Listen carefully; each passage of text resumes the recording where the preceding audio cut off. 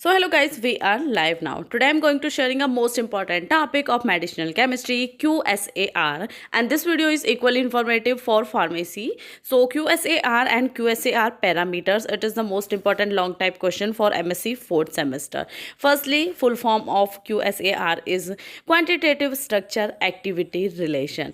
ये concept क्या होता है, इसका introduction क्या है? It is the strategy of essential importance for chemistry and pharmacy based on when we change the structure of molecule, activity और property of a substance will be modified. QSAR method कहता है कि जब हम किसी भी मॉलिक्यूल की structure को चेंज करते हैं तो उसकी जो प्रॉपर्टी होती है एंड उसकी जो एक्टिविटीज़ होती हैं वो खुद ब खुद चेंज हो जाती हैं. तो ये आपका इंट्रोडक्शन है QSAR का. सो फर्स्टली हम डिटेल में डिस्कस करते हैं concept of QSAR and next class में I will discuss the parameters of QSAR which is the most important part of this topic. Language Hindi या इंग्लिश का इशू आपको मेरी क्लासेस में नहीं होता है क्योंकि मैं एक बेसिक लैंग्वेज ही यूज़ करती हूँ जो हिंदी के स्टूडेंट के लिए भी यूज़फुल रहे एंड इंग्लिश के स्टूडेंट के लिए तो यूज़फुल होती ही है. सो कॉन्सेप्ट पे आते हैं. It has been seen that the discovery of a new drug is such a challenging process.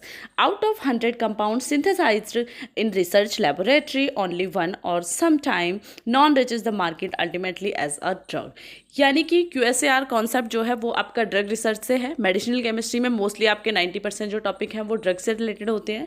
तो इसमें कहा जाता है कि जो QSAR का कॉन्सेप्ट है वो आपका मेनली USA में स्टार्ट हुआ था. तो वो कहता है कि बहुत सारी ऐसी होती हैं कि जो मेडिसिनल जो ड्रग बनती हैं आपकी लेबोरेटरीज़ में, बहुत ऐसा नहीं होता कि जो ड्रग का सिंथेसिस हो रहा है जिन ड्रग्स का वो आपकी मार्केट में ही आती हैं. काफ़ी ज़्यादा ड्रग्स ऐसी होती हैं जो आपके मार्केट तक आती ही नहीं है, या आपकी 100 अगर सिंथेसाइज्ड हो रही हैं तो उनमें से 1 या 2 ही आपकी मार्केट तक आती हैं, क्योंकि परफेक्टली उनका वर्क देखा जाता है और वो कितने अच्छे से वर्क करती हैं, उनकी एक्टिविटीज़ क्या होती हैं, वो उस पर डिपेंड करता है कि वो मार्केट तक आती हैं या नहीं आती हैं. क्लियर हुआ? ये आपका QSAR का कॉन्सेप्ट कहता है. जो मैंने स्टार्टिंग में आपको डिस्कस किया था वो एक बेसिक इंट्रोडक्शन था QSAR का, ठीक है. पर थ्योरेटिकली बात करेंगे तो आपको ये मेंशन करना है. PDF में बुक भी आपको मिल जाएंगी, लिंक डिस्क्रिप्शन में है, वीडियो का डिस्क्रिप्शन आप चेकआउट कर सकते हो. Next point, it has been estimated that traditionally process of synthesis of compound is based on a trial or error method and random screening. यानी कि मोस्टली जो देखा जाता है, जो आपका QSAR मेथड होता है जिसमें आपके ड्रग का सिंथेसिस होता है, वो आपका 3 मेथड पे डिपेंड करता है, ट्रायल और एरर मेथड. अगर आपने अभी तक नहीं देखा है तो एनालिटिकल केमिस्ट्री में 3rd सेमेस्टर में मैंने क्लासेस ली थी एंड उसमें आपको ये सभी मेथड ईजिली समझाए हुए हैं. तो ट्रायल मेथड, एरर मेथड और रैंडम स्क्रीनिंग मेथड पे आपका जो QSAR का कॉन्सेप्ट है वो डिपेंड करता है. It's activity is very expensive and time consuming. Yes, पर ये जो प्रॉपर्टीज होती हैं, इसकी एक्टिविटीज होती हैं, क्योंकि जब हम टेस्ट करेंगे, ट्रायल मेथड पे करेंगे, एरर मेथड पे करेंगे एंड आपका रैंडम स्क्रीनिंग पे करेंगे, वो एक्सपेंसिव भी काफ़ी ज़्यादा होती हैं, आपको एनालिटिकल में पता होगा. साथ ही साथ उसमें टाइम भी बहुत ज़्यादा लगता है, ठीक है. तो क्लियर हुआ? Now move on to the next point. This it require the synthesis of a new compound should be designed systematically and carefully. तो इसके लिए ये रिक्वायरमेंट हो जाती है कि जब भी हम सिंथेसिस कर रहे हैं किसी न्यू कंपाउंड का, तो उसका जो डिज़ाइन है वो सिस्टमेटिकली होना चाहिए और वो केयरफुली होना चाहिए, जिससे कि जब भी हम उसकी स्क्रीनिंग करते हैं, रैंडम स्क्रीनिंग बोल सकते हैं, ट्रायल और एरर मेथड से हम उसका सिंथेसिस करते हैं, तो उसके फेल होने के चांसेस जो हैं वो बहुत ज़्यादा कम हो.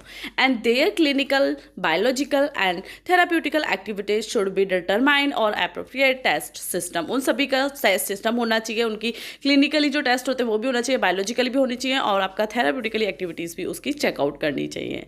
इन drug design the first step is the selection and variation of lead compound and then determine its relationship between chemical structure and biological activities.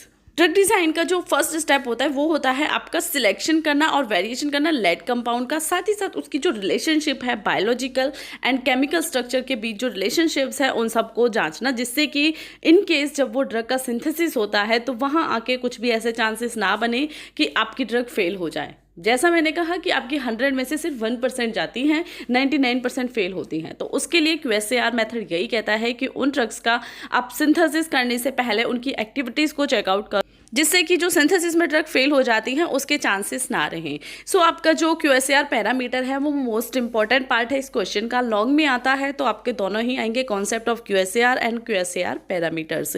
Next class upload हो जाएगी, लिंक सभी के डिस्क्रिप्शन में है, आप चेकआउट कर सकते हो वीडियो के में. So thank you for watching.